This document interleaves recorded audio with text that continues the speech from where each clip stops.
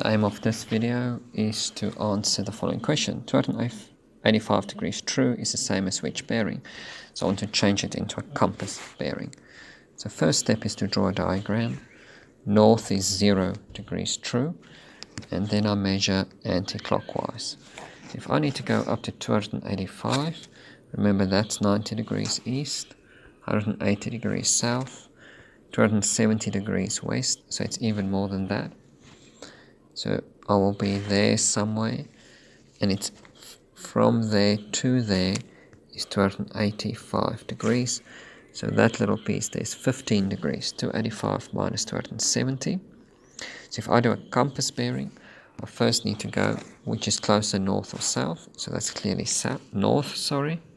And then from north, I will go that angle there, which is 90 minus 15, which is